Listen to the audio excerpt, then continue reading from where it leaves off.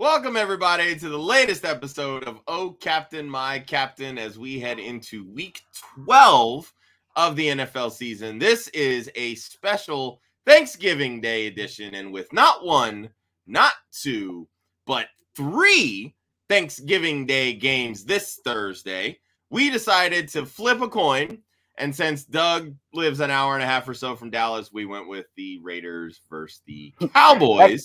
That coin landed. Showdown slate. So, from myself to our captain, Mr. Oklahomie Doug, welcome. Thank you for joining us. Hey, buddy, how's it going? No joke this week. I just want to tell everybody real fast what I was thankful for. First of all, thankful for you, Mr. Josh Hudson, and all you do for Club Fantasy, all you do for me. Mr. Ryan Weiss, who's become a very good friend of mine, meeting me late nights on videos, playing cards, talking about stuff we don't want to talk about on air. And I am thankful for electricity, which if you plug into the side of the device that you are recording podcast on, it will stay charged through the whole entire thing, turns out. And you don't have to re-record the entire thing. So thankful for electricity, thankful for the positive track and the 64 Studebaker. Back to you in studio. If you couldn't guess, folks, this is take 2 of this episode. Take 2! So, as we do every week on Oh Captain, My Captain. We were done with the whole show. So, as we do every episode on Oh Captain, My Captain, Doug goes through and builds out 2 lineups, one that we call the optimal and one that we call an honorable mention. Doug is very notorious for zagging when others zig, or zigging when zagging, however you want to phrase it. But sometimes you just got to eat the chalk. So in the captain spot this week, in really is what's a fantastic matchup, and we've seen Zeke go ham basically every single year on Thanksgiving, it feels like. Tell us a little bit about why you feel that Ezekiel Elliott at 16,200 on Draftkings as your captain is the right play and willing to eat the chalk this week. Well, you know, if you got to eat chalk, you might as well watch Oh Captain because we like that orange juice with that OJ to get it on down for you.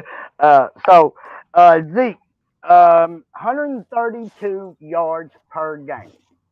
That's how much the Las Vegas Raiders give up in rushing. On the road, 141 yards per game. We know Dak's missing a few of his wide receivers. Line's looking like doo-doo. So I'm going to have to lean on Zeke and watch him jump in that old Salvation Army giblet bowl, buddy, that old giblet gravy. One of my top Thanksgiving Day moments, I'm not going to lie, which pains me because I'm an Eagles fan, but I've always been a Zeke fan, and he's a lot of fun to watch play and really doesn't get the respect he deserves amongst the top running backs in the NFL these days. So, gotta say, right in here, it's like deja vu. But anyway, go ahead. I do love me some Zeke this week, but I got to tell you, your captain in your other lineup definitely has it's a little cause for pause considering how I'm just gonna say it. He's looked like absolute dog shit the last few weeks. We're walking the plank. We're walking the plank on this one, all right? So, you know, well, tell me why you're willing to go down with the Derek Carr ship this week in your honorable mention captain spot, where as a flex, he's 10,000, but Derek Carr is your captain, $15,000. Yeah, you might get scurvy on this one, but in Las Vegas, his key wins this season against Philadelphia and Denver. Philadelphia's looked good coming late. Might be a pretty good football team. Good win there. Divisional foe Denver, who you know, they have trouble beating. No matter how good that team is, they have trouble beating them year out. Those 2 wins, Derek Carr, 664 yards, 4 touchdowns, 47.5 DK points, 61 attempted passes, 49 completions in those 2 wins. Surely, if this big-eared little dude with a Hurley shirt on a podcast can go back and look at those stats and say, oh, we got wins, maybe the coaching staff that's left after Gruden left, maybe they can do the same thing. And maybe when the Cowboys are controlling the clock, big plays from Zay there, who can catch one and go the distance. So Derek Carr, there he is, and that's walking the plank. I don't think he would be in anybody's captain chair. We on the edge of the plank there, right here with this one. We might get scurvy. Take vitamin C, folks. It's wintertime. Take a risk. I like it. I mean, it makes sense. Obviously, if you're putting Carr in that captain spot, you're probably going to flank him with Darren Waller, potentially even Hunter Renfrow. We've talked about Renfrow being just probably the quietest top 30 wide receiver season that we've seen in quite some time, really. He's currently wide receiver 26 in PPR scoring. He's like Cooper Kupp with cable. Not DirecTV, is that it? But obviously, Derek Carr being the cable. Derek Carr being the cable. Imagine if Renfrow played with Matt Stafford. Okay, back to you. There you go. With DeMarcus Lawrence still out, Micah Parsons now having to rush the passer, the Cowboys linebacking core is very lacking, which obviously opens up a lot of the middle of the field where Darren Waller and Hunter Renfrow seem to pick up the most yardage. That's obviously going to help build up some of Carr's stats. One thing I noticed in your optimal lineup here, you've put Carr in the Zeke lineup. You have Renfrow there for kind of that stack. It makes sense to throw Tony Pollard in there as much run as he gets, even in tandem with Zeke. But you also have both of these kickers. You have Greg Zuerlein at 4,000. You have Daniel Carlson here at 3,600. Tell me a little bit about your thought process there, adding the two kickers in with the Raiders quarterback wide receiver stack, and obviously the two running backs from Dallas. There's a B. Okay. Daniel Carlson. Daniel Carlson has converted 19 of 22 kicks on the year, averaging 7.6 DK points a game. That's pretty good for a kicker. Once you get past those wide receiver twos, running back twos on DK rosterable players, gets a little thin after that. I like Carlson. Zuerlein, one thing the Raiders do good is sack the quarterback. Maybe a few of those sacks, maybe a couple of those sacks come on third down. So bring out Zuerlein.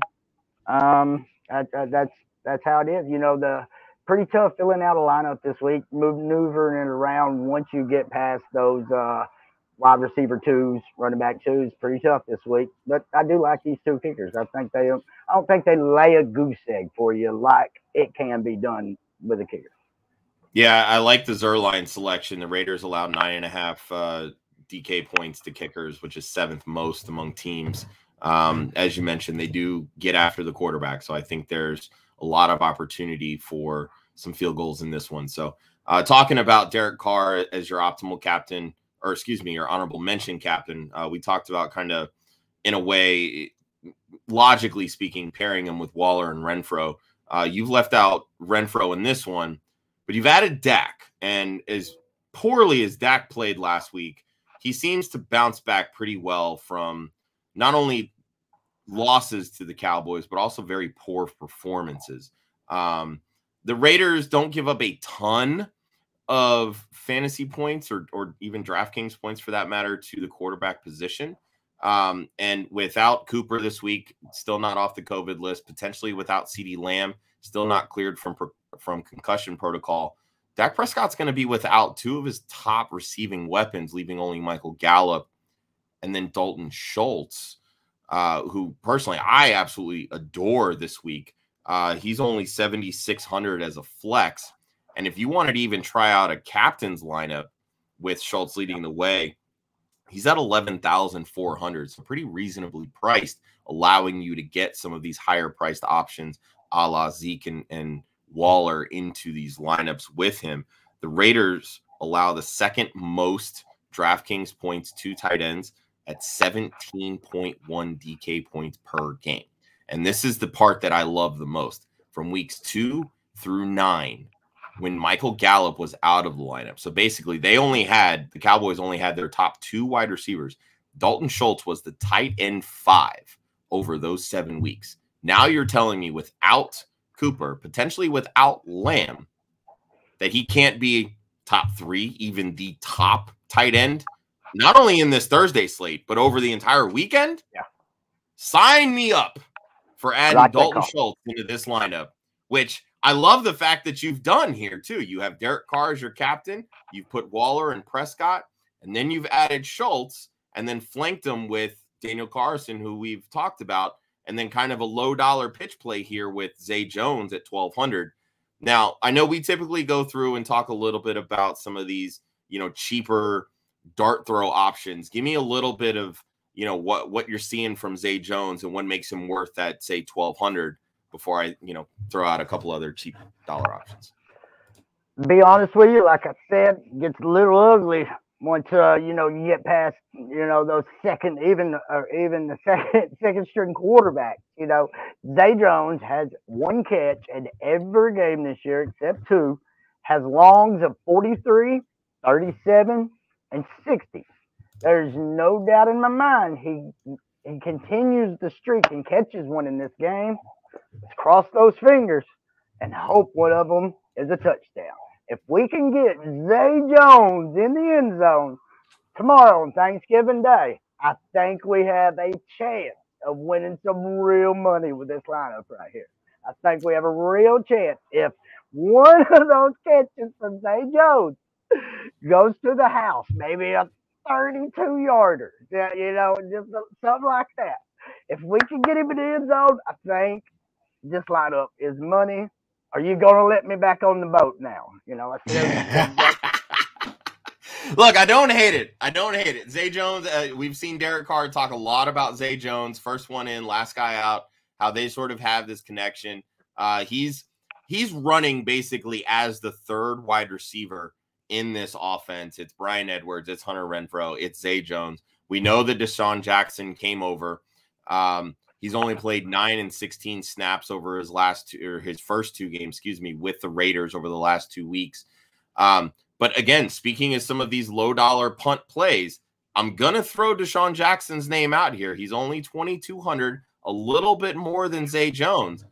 But we also know Deshaun Jackson's history as part of the NFC East. And we know that he's done some damage on Dallas here in the past.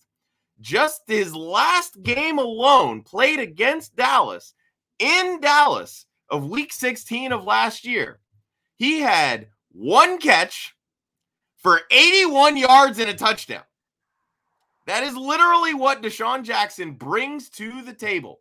Over his last 5 games played against the Dallas Cowboys, which will date back all the way to 2015, he has 3 touchdowns in those 5 games, and in 2 of the last 3, he's topped 80 receiving yards.